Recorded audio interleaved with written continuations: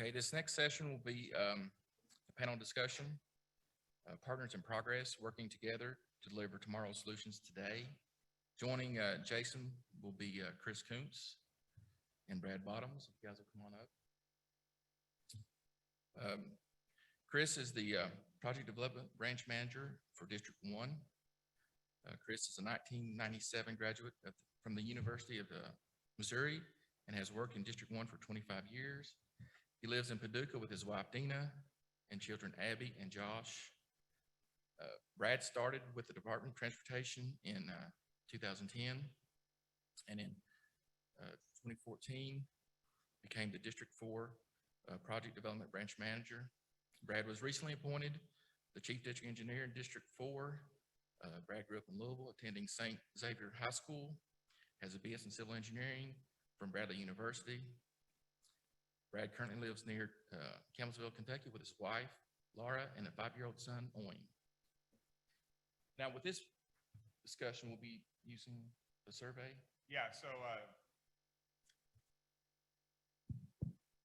So there's a Mentimeter survey that we're going to kind of kick off with here, and there we go. So if you wouldn't mind, go to menti.com, and if you can't see the code up there, it is 56986052.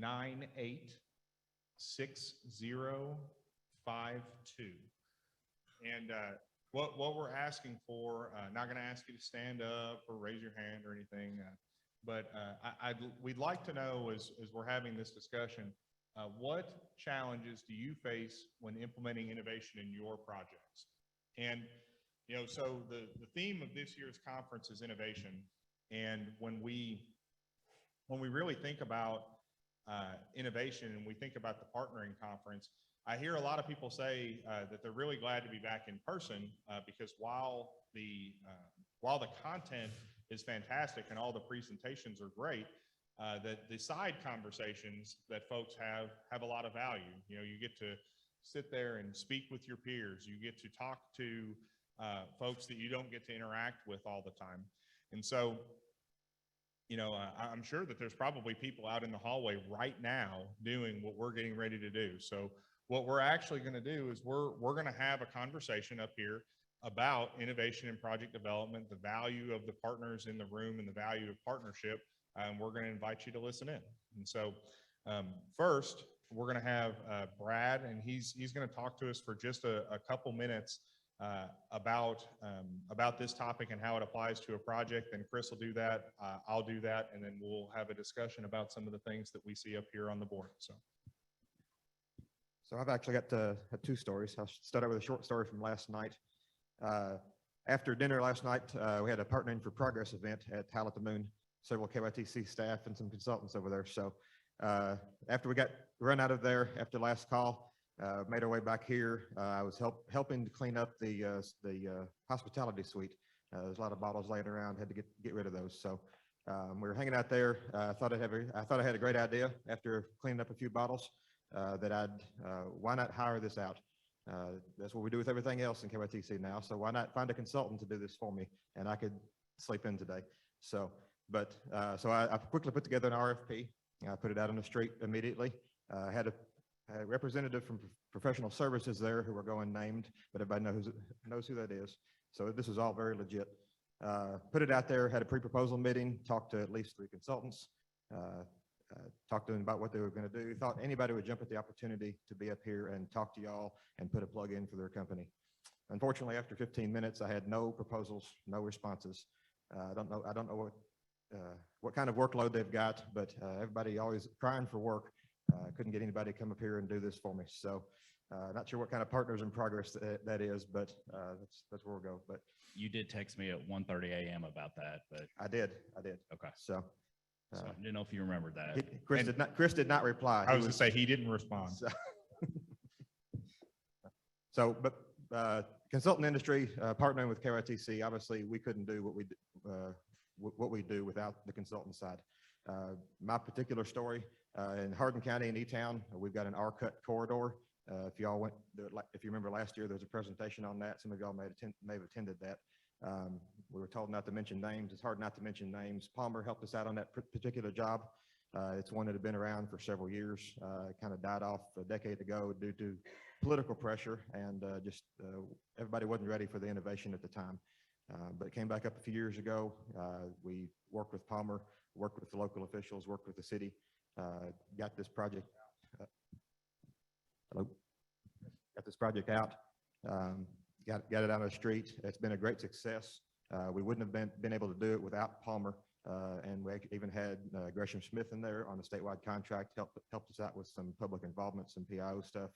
Got this all out the door. It's currently under construction. It's almost complete, but it's largely been a success.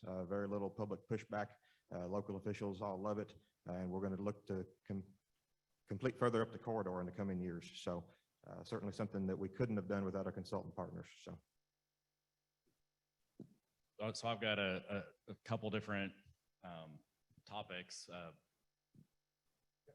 One similar to Brad's with a lot of the R cuts we've done in District 1 that, I don't know, Jason's right, these lights are blinding. So I know Mike Vaughn's out in that direction somewhere, but Mike Vaughn remembers when we first tried to do some R cuts in District 1 on the US 45 corridor, and we're met with a lot of resistance from people, especially in the district and local officials, who said a lot of the things that I see up on this board, you know, resistant to change, funding, not willing to change, time, unfamiliarity.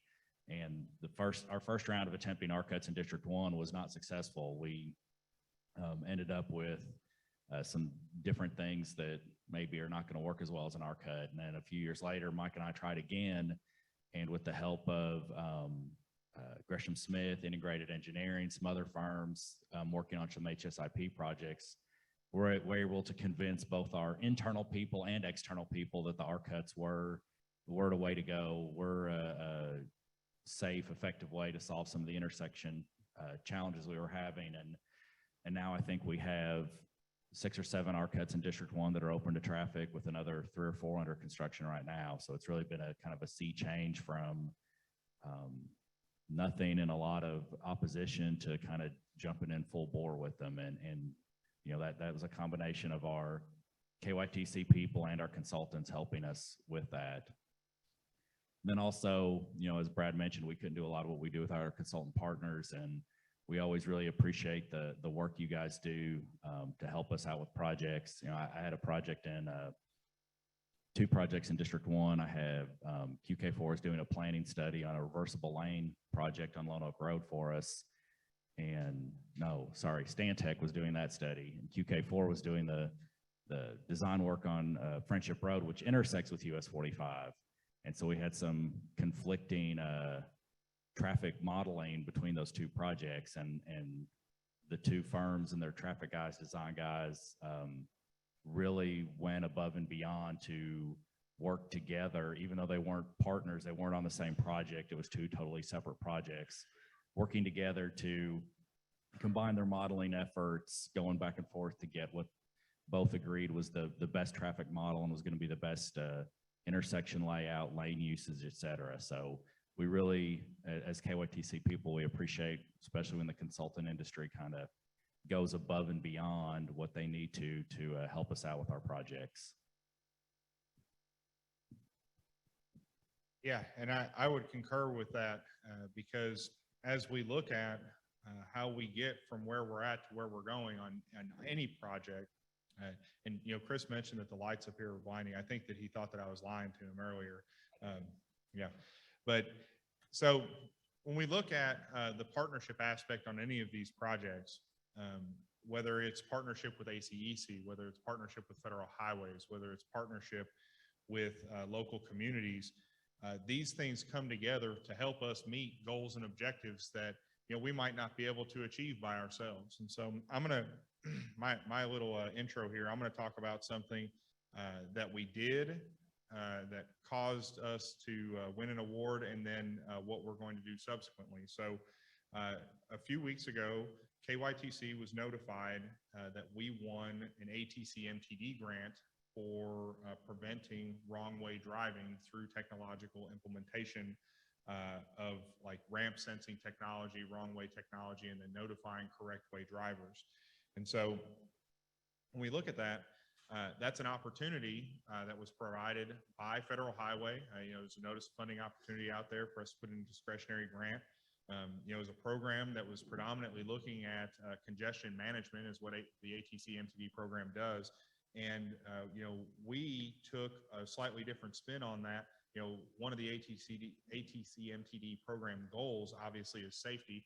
And so, we identified that we had something that might be able to provide both types of benefits. And so, through our discussions with Federal Highways about things that are important for them and their programs, we came up with this idea. We wrote a grant application in partnership with a consultant. And when we went through and did that, that's a hard job. So if you've ever written a proposal for a grant, and it's not a ton different necessarily than writing a proposal, for Brad's RFP last night that he didn't get any responses on, or any of the ones that we have going out through professional services. And everybody in here knows, if you're a part of the consultant community or a part of the KYTC community, we have a historic amount of work out right now through professional services. We're really appreciative of the professional services staff and their partnership, especially again with Brad's project last night.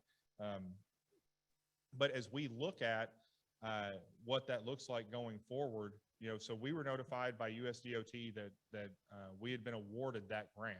And so as we look at how we then utilize the little over $5 million that will be awarded to improve safety, reduce congestion, and prevent crashes, it's going to be an opportunity for us to partner again with Federal Highways, with the consultant community, to look at, design, and implement in collaboration with construction partners, obviously, and implement these improvements and make a big difference in these areas where we've had wrong way crashes. And unfortunately, we were getting ready to do a press release on last Monday, actually, about wrong way crashes and about the grant that we had just been notified that we had won. And there was a wrong way crash here in Louisville that day before, the Sunday previous.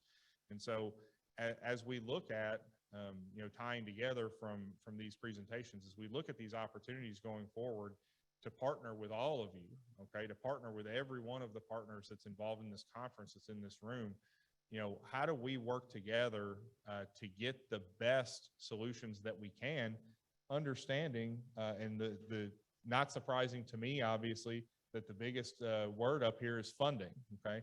And so how we get the most good, the most investment, and the most benefit from the limited dollars that we have to invest in our system. And so oftentimes when we partner together, we're able to come up with better solutions than anybody would be able to themselves. Brad, again, going back to his example from last night, he's working there by himself, and he had an idea, I got to get this done, and he sought help, and it doesn't sound like he got any, but the challenge that you have when you look at it is that diversity of thought and opinion that comes from these partnerships, that comes from looking each and every day with one another, it makes not only our projects better, it makes our communities stronger, it makes our transportation facilities safer, and ultimately it helps us meet our goals all across the Commonwealth because we're better together. And so, like I said, when we look at that, and you saw up there, one of the other big ones was resistance to change. So have either of you, well, I know that you just described a little bit of that. So Brad, what does that look like throughout your career? And what are the things that you've been able to successfully employ to combat that? So that can be resistance to change, can be internal or external, either one. To relate to both Chris and I's stories, our projects, going back to our cuts, District 1 was working through their first our cuts. My understanding, they had a lot of internal resistance to the idea, not even external yet. Mike Vaughn put them on our track that we were working on, our corridor on 31W that I mentioned earlier. Chris and some other folks from District 1 came up. We showed them our plans. We drove them through the corridor. It was a very urban, very high volume corridor compared to what they were looking at, which was more rural areas.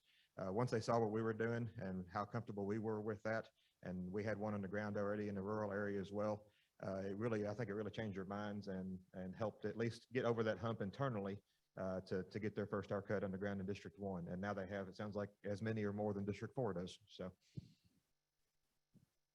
I will say that,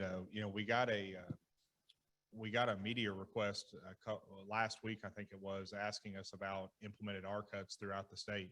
And, they are slowly spreading east. So, we've done quite a few of those in the western part of the state. And, again, when we talk about these partnership events, it doesn't have to be just, partnering to solve a solution on a particular project, right? It can be, learning from one another in an event like this so that what tools might be in the box the next time you encounter a certain challenge. And that's why, as we've had the conference here, that I've been really excited to hear from folks, not only about the successes that they've had, but the challenges that they've had as well, so that we can figure out how we might be able to work together to do that. And so, when you think about, and I'll share another side conversation I had yesterday. I had a conversation with Federal Highway Administration about an issue, and we were kind of talking through the issue at a high level. And there's no substitution for just being able to sit down and have a conversation. And this conference is what really enables the relationships that we can call folks up and say, hey, I've got a question. I want to sit down and work through something with you. And so, if I call Chris and say, I've got a question, after he's done telling me, I don't want to talk to you about travel trailers or, any of these different things. And I'll be honest, Chris, it was just, I don't want to talk to you at all. well, I mean, I embellished a little bit. So, and I'll be honest. So Chris had his phone up on the table here, and he actually got a text about travel trailers while we were sitting here. Because there's still a lot of that going on in both the West and the East. I was going to wait till I was driving home to respond to that text. Is that okay? So, some of us prove that they pay attention during these presentations by, just following the directions quietly. And then others of us, prove that they heard what you said by saying, I'm not doing that. And, I'm looking toward the back of the room because there's another person that I regularly interact with that I have that discussion with too, smiling, laughing, thumbs up. Yeah, thanks, Jason. I appreciate that. So, when we think about that though, ultimately, as I've walked through the conference, as I've walked through the halls, I've gotten to interact with many of you, but I've seen all of these conversations where people are catching up, where people are talking about things, where people are, they're helping each other, not only with, certain technical issues, but they're helping each other learn about new things and about new concepts. And ultimately, when you think about this partnering conference and when you think about what it is that we're trying to do here, that's exactly where we want to be. We want to learn from each other. We want to learn from our successes. We want to learn from our challenges.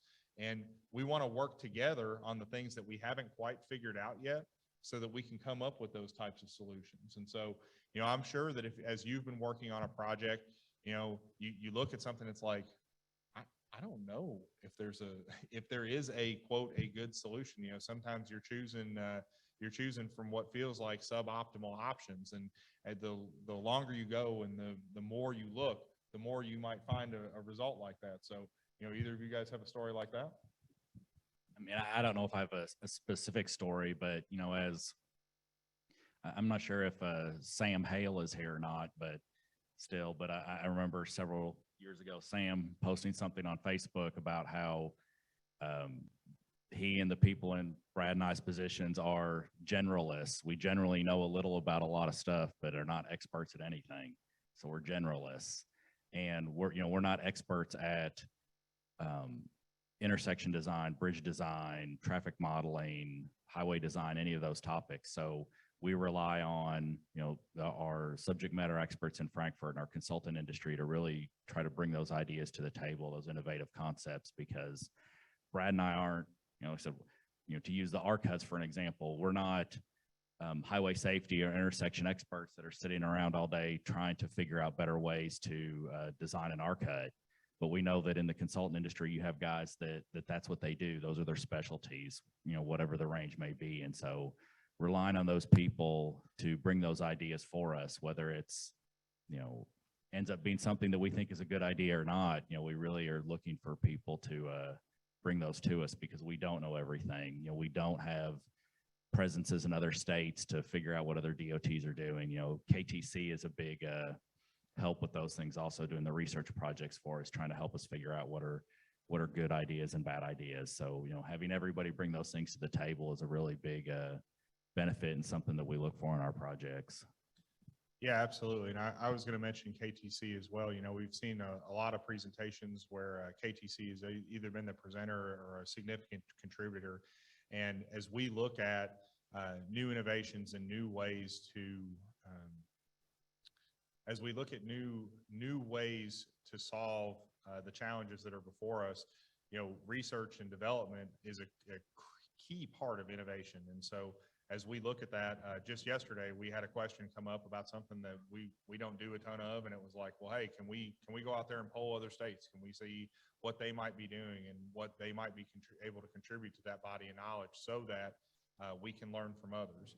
And that's really, again, that value. I think that there's so many things that are available to us now, whether it be data or toolkits or toolboxes and things like that we didn't necessarily have all the way throughout our careers, that it can be overwhelming, and you want to make sure that people have the right information at the right time to be able to utilize the right tool. And it always helps to have a backup plan too for these innovative things. It makes everybody more comfortable. We had the same thing in our district. We had the first R cut. We talked to the local officials. They were very uneasy about the idea. We put it out there on the ground with temporary curb, got it functionally as a R cut without doing any actual pavement work. Worked like that for several months, and then we finally did the ultimate project. It made them feel a lot more comfortable that they could see how it worked without being a permanent solution. Similarly with the mini roundabout we did in the city of E-Town. We had Mike Vaughn through the HSIP group paid for those projects, but we had a plan with them that either we'd do contract mod if we needed to make tweaks after it was open, and we ultimately did do that because there was some changes that needed to be made. And we even committed to, if they fail entirely and they're a complete flop, we'll tear them out, put the four-way stop back, and forget it ever happened. So you have to be confident in your solutions. I mean, you can't go in saying, I don't know if it's going to work or not. But if it makes somebody feel better, if it gets the local officials or internal or whoever else on board, having a backup plan saying, okay, if it doesn't work, here's what we're going to do. That always helps. So You may have had the first roundabout or the first R cut in the state, but I think I have the only roundabout in the state where Mike Vaughn made $1,000 bet at the public meeting with the property owner on whether or not it would make the intersection safer or not. So the backup plan for that intersection was take it out and put the traffic signal back up, and Mike was gonna have to come up with $1,000. Mike, So- did you get your $1,000? So, and as Brad mentioned, you got to be confident in your solutions. So you can definitely say Mike's confident in the solutions. He's willing to take $1,000 out of his own pocket. As we kind of draw to a close here, when we look at these things and we talk about what the what the public perceives about them, obviously that can be a challenge. We can have internal challenge, but arming ourselves with that information, being able to work with folks that have done these things either in other places or other countries. When we look at the opportunities that are before us to solve the challenges with these innovations, a lot of what we look at with the discretionary grant programs of federal highways, they encourage innovation. You might have heard me at a previous partnering conference talking about everyday counts and the Federal Highways Innovation Program. There are opportunities available for additional funding for certain types of innovations through federal highways. And so, if innovation is a challenge for funding, those are the types of conversations that we can certainly have. I've gotten a lot of advice as I've taken over this new role.